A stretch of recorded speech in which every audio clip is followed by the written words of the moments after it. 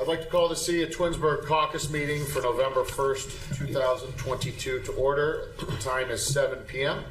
Shannon, please call the roll. Mr. Barr? Here. Mr. Fury? Here. Mr. Scafidi? Here. Mrs. Labby? Here. Mrs. Walker? Present. Mr. Bellin? Here. Mr. Post? Here. Wonderful.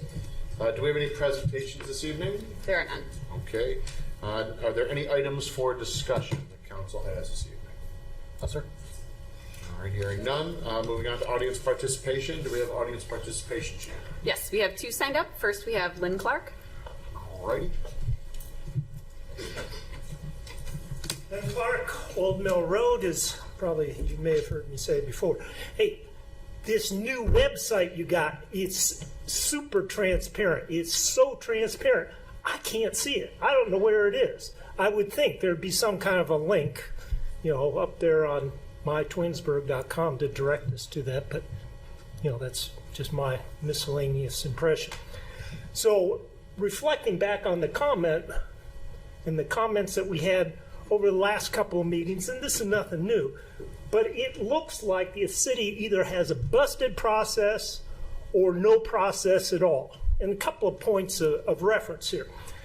A lot of discussion about emergency this, emergency that, emergency the other thing. Last week we were talking about the fire engine.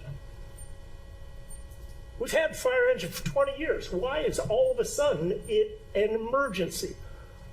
At what point do we cross over that boundary? What's the operational definition of emergency? Who's looking after this kind of serious investment that the city is making? Age is really not a relative factor. I've been around a lot of equipment that's older than me, as hard as that may be to believe. And it still works very, very well because people have maintained it rigorously. They follow the total productive maintenance discipline, and that equipment goes on and on and on, producing at the level that it did when it was brand new. Now, I didn't hear any discussion about, has there been a loss of functionality? Is it ready to deliver the services that we need? Perhaps just the total design standards have been antiquated, but can the whole thing need to be replaced, or just portions of it? So, what's the ratio of the investment that we've been making for its ongoing maintenance to the replacement cost, the replacement asset value? Typically, if it's only a couple percent, that's really great. And you would keep that asset until you get up around 5–10%, and then you start saying, every 10 years I would have a new fire engine for the kind of maintenance dollar that we're spending. Now, not here to teach a class on total productive maintenance, but what's the process that we have in place so everybody knows that we don't just come back to the console and say, give me a blank checkbook because I need a new shiny whistle. Also didn't hear anything about the resale value. Yeah, we're going to make a big investment, but that's a fine looking piece of equipment that may serve perfectly well for somebody else. It's got some serious value associated with it. Wastewater treatment plant turbine. Great thing, been around for 1 million years. What I didn't hear was, what's the process so our maintenance people at the wastewater treatment plant can assimilate those skills? And we don't necessarily need to have somebody coming in from off-site, especially somebody on the other side of the state. And just another one of those things. What's the process we have for that knowledge transfer? Now, the other thing where I was a little confused is I heard a lot of coaching from people here on the staff to the applicant for that truck leasing facility. The truck leasing facility, big company, been around a long time. They've got locations everywhere. They know how to read. We shouldn't have to coach them. And it also sounded like some of that coaching was urging them to, hey, you know, take the path of least resistance here. Don't worry, you've got the approval in the bag. What's the process to ensure all of our regulations are going to be followed? Thank you for your time. Thank you, Mr. Clark. As far as the emergency on the fire truck, was to save close to $100 grand. So, no, we're not doing this. Fire trucks have a lifespan, an NFPA lifespan. They have to be recertified. So I will go to bat for the chief and his staff that those trucks have been extremely well maintained and taken care of, and it is time to replace them. It's unfortunate that we had $2 million plus apparatus bought at the same time 20 years ago, and here we are at the end of the lifespan, according to the NFPA. And Chief's probably forgotten more about this than I'll ever know, but I think we've gotten our money's worth out of those trucks. They've been maintained. It's simply time to replace them. So that was the issue with the fire truck. Who's next, Shane? Can I add to that also? Sure.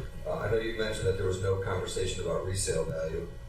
I've actually been part of multiple conversations we've had up here, at least 2 to 3 that I could think of, where we have discussed what they're worth, who would want them, why it is so difficult to sell them, other places that have tried to sell fire trucks in the past where you might think that it might be great to go to a small mom and pop place that might want a used fire truck. The problem is those mom and pop cities, the little villages, they don't have room for a big fire truck like that. There's been lots and lots of conversations about it. Again, the fire chief can talk more about that. They've looked into resale values, government websites to put it up. Unfortunately, there's just not a high demand for this. So that's all I'm saying is that we have discussed it. Where you say we do not discuss it, we have discussed it. You just might not have heard our discussions. Exactly. Thank you, because that answers a couple of things. They've been in public meetings. They've been in public meetings. We've discussed them. Yeah, fine. Finance, capital improvements. Mr. Fury. I'm just saying. You said it paints the illusion like we're not talking about it, and we are talking about it. That's all I want to say. All I said was I didn't hear it. So if it's part of the process. There have been multiple conversations. Transparency, so it's more. We've talked about it multiple times. Thank you. Anyone else? Mr. Fury, did you have anything? Just briefly, when we pass a resolution, it goes into effect after 10 days. When we pass an ordinance, it goes into effect after 30 days, as long as the mayor signs it. Both that and the resolution. An emergency doesn't mean we're late. An emergency means it goes into effect immediately upon being signed. That's why we use emergencies so that we can enact contracts, buy things more quickly than waiting another month after we're done. So, thank you. All right, anyone else? Shannon, next, please. Next, we have Sue Clark.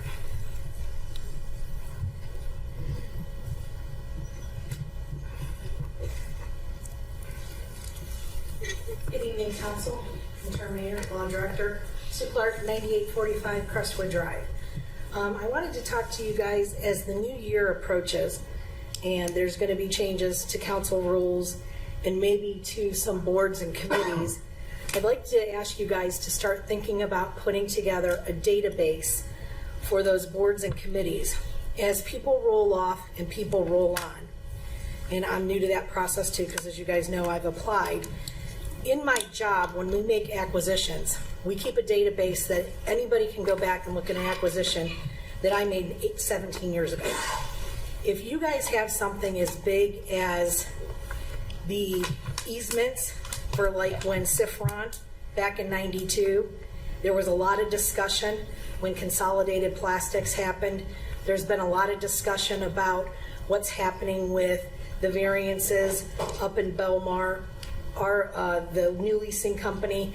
I think that if we put together a database, and there's simple ways to do it, but if that rolled over to our planning and to our Board of Zoning and Appeals, where they could look back and follow history that's happened with the property then everybody's informed, and the things that happen to the residents that get us into costly lawsuits could be avoided. 9 weeks ago, I came to you guys and said, look, there's commercial and residential and industrial and residential property that meet. I asked you guys to be proactive. Look at it. Did anybody do that? Has anybody looked at that? Yes. You have? Okay. Yes. So what I'm asking is, we've got a new Mr. Finch. Maybe get with her and see, are these good fits? Are we going to have another Old Mill? Are we going to have another Richner Court? Are we going to have another Belmar? Are we going to have the $300,000 to $500,000 homes that butt up against Tri-County Cement? These are the kind of things that cohesively we could do that right now cost us zero money. And if we would put a little time and effort into that approach that makes it seamless. So, God forbid, but if I was to die tomorrow, everything that I've done in my acquisitions is in a database that my entire company can look at and say, I know where that's going.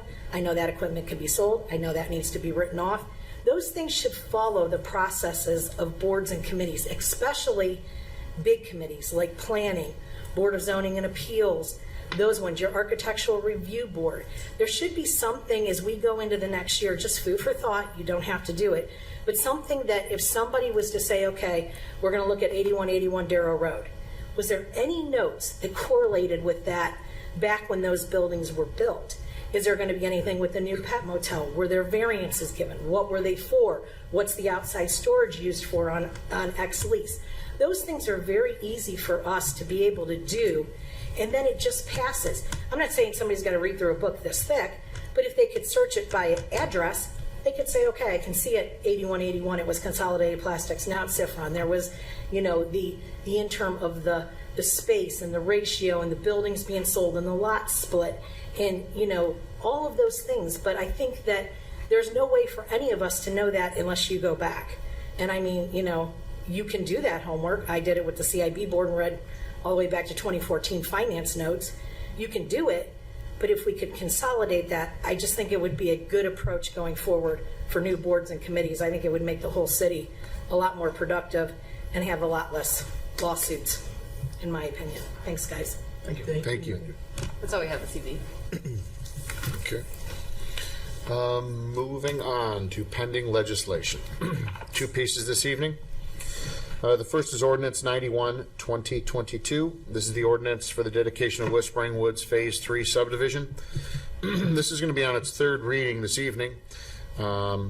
We will not be voting on this evening. It is on its third reading, but at the request of staff, I guess there's a few open items on this, so we're going to read it 3 times, but we will not be voting. Ordinance 96, 2022 is an ordinance to enter an agreement with Reminderville for dispatching services.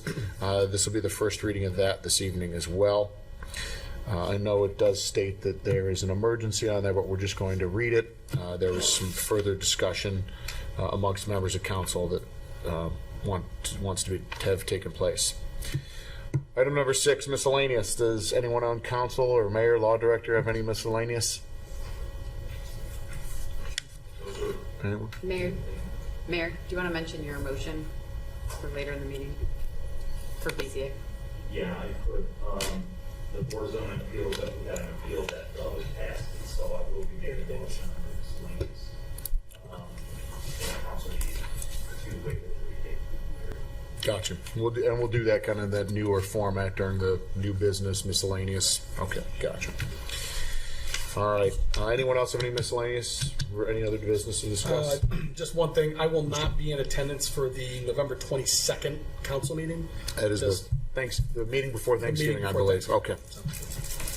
Perfect. All right.